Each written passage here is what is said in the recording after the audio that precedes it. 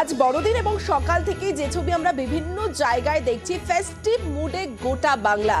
যেমন পার্ক স্ট্রিটের ছবি আপনাদের দেখাবো, যে ছবি প্রচুর মানুষ এই দিনটাতে ভিড় জমান এবং দুদিন আগে থেকেই মানুষ আসতে শুরু করেন। পার্ক স্ট্রিট থেকে রয়েছে আমাদের প্রতিনিধি সোমরাজ, রয়েছে সোমরাজের কাছে চলে যাব।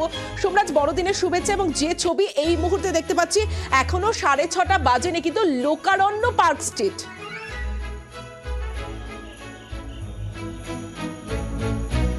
ভিড় এতটাই ছিল যে 4:45টার পর অর্থাৎ বিকেল 4:45-এর পর পার্ক স্ট্রিটের রাস্তা নো এন্ট্রি করে দেওয়া হয়, অর্থাৎ গাড়ি যাতায়াতের জন্য বন্ধ করে দেওয়া হয়। এই মুহূর্তে আমি আমার চিত্র সাংবাদিক শুভেন্দুকে বলবো সেই ছবিটি দেখাতে।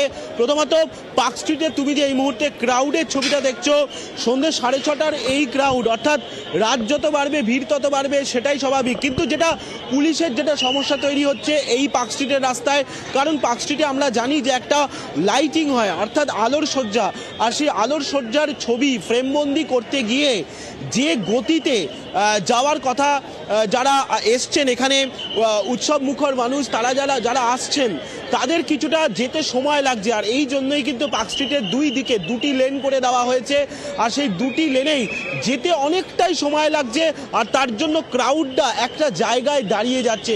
আর সেই কারণেই কলকাতা পুলিশের যথেষ্ট সমস্যা হচ্ছে সেই ক্রাউডকে ম্যানেজ করতে। আমরা দেখছিলাম বিকেলের পর থেকেই পার্ক স্ট্রিটে ভিড় বাড়ছিল, আর যখনই সন্ধে হলো পার্ক স্ট্রিটে কিন্তু এখন শুধুই দেখতে পাবে তুমি মাথায় মাথা, অর্থাৎ পার্ক স্ট্রিট এখন উৎসব মুখর। গোটা কলকাতা বললে ভুল হবে, বিভিন্ন জেলা থেকে এসছেন এই পার্ক স্ট্রিটে, কারণ 25শে ডিসেম্বর অর্থাৎ বড়দিনের দিন এই পার্ক স্ট্রিটের একটা আলাদা আসার একটা সবারই একটা ইচ্ছা থাকে, কারণ বড়দিনে তারা পার্ক স্ট্রিটে আসবেন, পার্ক স্ট্রিটের এই আলোকসজ্জাকে ফ্রেমবন্দি করবেন। এবং এর জন্য শুধুমাত্র কলকাতা নয়, বিভিন্ন প্রান্ত থেকে সাধারণ মানুষ এসেছেন এই পার্ক স্ট্রিটে, কোথাও না কোথাও এই আলোকসজ্জা এবং বন্ধুদের সঙ্গে আড্ডা, আর শেষে খাওয়া দাওয়া, যেটা বরাবরই বড়দিনে পার্ক স্ট্রিটে থাকে, সেটাই এবারেও আমরা দেখছি পার্ক স্ট্রিটে সেই চেনা মেজাজ, চেনা ছন্দ। ঠিক তাই, তোমার মাধ্যমে পার্ক স্ট্রিটের ছবিটা আমরা আমাদের দর্শকদের দেখালাম এবং ইকো পার্কে চলে যাই, কারণ ইকো পার্কেও সকাল থেকে একেবারে পিকনিক মুডে মানুষ, দূর দূরান্ত থেকে মানুষ এসেছেন। আর সেখান থেকে রয়েছে আমার প্রতিনিধি জুনেলা, রয়েছে। জুনেলা, তুমি সকাল থেকে রয়েছে ইকো পার্কে, এখন সন্ধে, এখনো নিশ্চয়ই সেই ভিড়টা, চেনা ভিড়টা দেখতেই পাচ্ছি তোমার পিছনে, সেই চেনা ভিড় এখনো পর্যন্ত রয়েছে।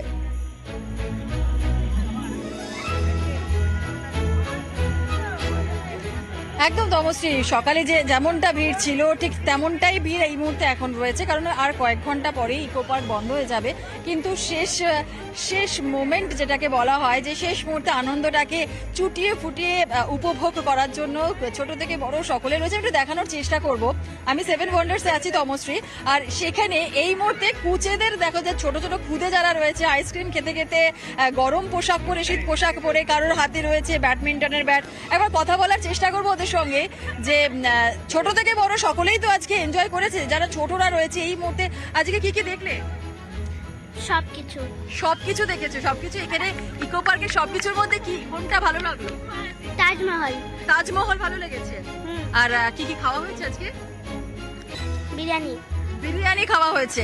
আর একটা সুন্দর স্মাইল নিয়ে একদম ছোট্ট আর একটা কুচে রয়েছে। কি কি দেখলি আজকে? সবকিছু। তুমিও সবকিছু দেখেছো, মানে ও যা বলছে সেটাই বলবে। অর্থাৎ জুনেলা, বোঝাই যাচ্ছে যে 8 থেকে 80 আজ সবার ডেস্টিনেশন। একদিকে যেমন পার্ক স্ট্রিটের ছবি আমরা দেখলাম, অন্যদিকে ইকো পার্ক অন্যতম একটা ডেস্টিনেশন, যেখানে আর কিছুক্ষণের মধ্যেই বন্ধ হয়ে যাবে, কিন্তু শেষ মুহূর্তের যে আনন্দটা উপভোগ করছেন প্রত্যেকেই। এবার সরাসরি শান্তিনিকেতনের দিকে নজর রাখি, কারণ শান্তিনিকেতনে উপাসনা গৃহে যিশু পুজো।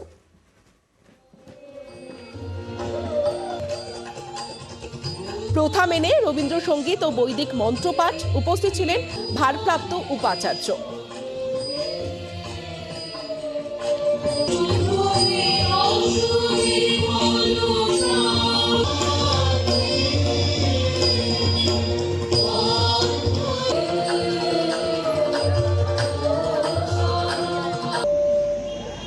তুমি আমাদের পিতার ন্যায় আমার ত্যাগ করিও না, আমাকে বিনাশ করিও না।